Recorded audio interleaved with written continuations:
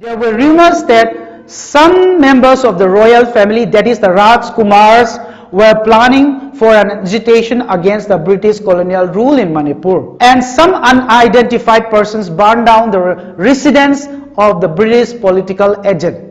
The British rulers, reimposing the Lalup system, forced the people to reconstruct or rebuild the burned down house. Women folk protested against the reimposition of the Lalup system, and thereby forcing the people to rebuild the house fiercely. And eventually the reimposition of Lalup system, or the imposition of Lalup system, was withdrawn. Lalup system was withdrawn. Second was in 1939.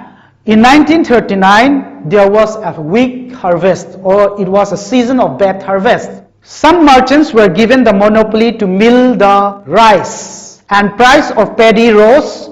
Moreover, rice was exported to the neighboring province of Assam. This created a situation of scarcity, which was even compounded by the artificial causes. So, on the 12th of December 1939, women folk protested and asked the British political agent to stop the export of rice to Assam. However, the British political agent in Manipur expressed his inability to stop the export of rice to Assam in the absence of the Maharaja, that is Maharaja Churchan Singh, who was in Bengal at that time. In the ensuing incident, the British political agent was in the telegraph office trying to contact the Maharaj, and the women folk surrounded the telegraph office.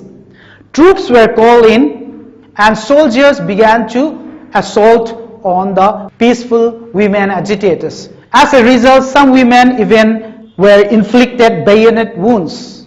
Soon, the women folk of Koiramban Bazaar closed down the market for more than a year, and eventually the Maharaj had to stop the export of rice to Assam. And with this, we have talk of the popular movement in Manipur, and in the second Nupilal movement, the notable leader Hijam Irawat Singh participated and tried to widen the movement by transforming the movement into a movement for the introduction of democratic reforms in Manipur.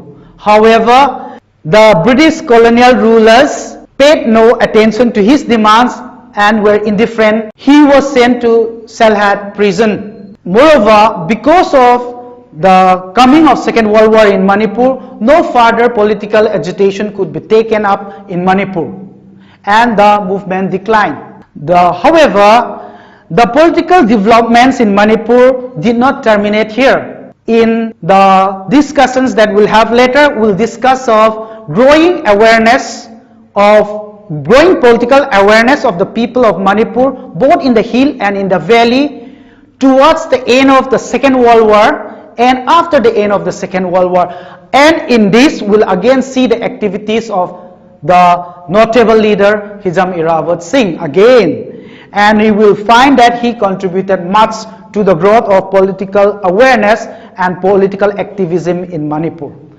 Now, we just discussed the movements of workers, peasants, and also that of tribals, and the popular movements of the Nupilan movements in Manipur, and the contribution of the notable leader Hijam Irawat Singh.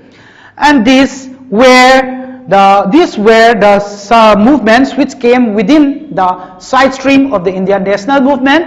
These movements were not guided by the Indian National Congress, but they fought against the common adversary, that is the British colonial rule in India, and moreover strengthened the Indian national movement. So far we have discussed the broad laid out of the discussion that we laid before, and the sequence that was laid out before will explain better the discussion.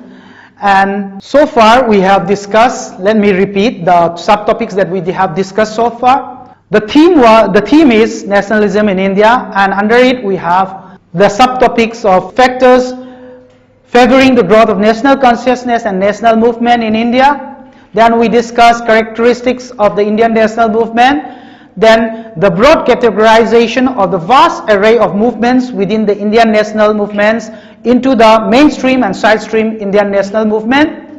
Then we talk of Mahatma Gandhi and his idea of Satyagraha. Then the three localized Satyagraha movements led by Mahatma Gandhi after he returned from South Africa. Then we also talk of some unique features of the Indian nationalism. Then we went back to the first stream of the Indian national movement, that is the mainstream, and we correlate that with the growth of the Indian national movement with the foundation of the Indian National Congress in 1885, then the gradual growth of the Indian national movement, and the first challenge to it with the partition of Bengal in 1905, and the Swadeshi movement against the partition. Then we talk of Rowlatt Act Satyagraha. Then we talk of Khilafat non-cooperation movement, then the civil disobedience movement, which were the constituent parts of the mainstream Indian national movement. And then the movements which we just discussed form the side stream of the Indian national movement. These are some of the notable aspects of the Indian nationalist movement in India, which comes under the theme Nationalism in India.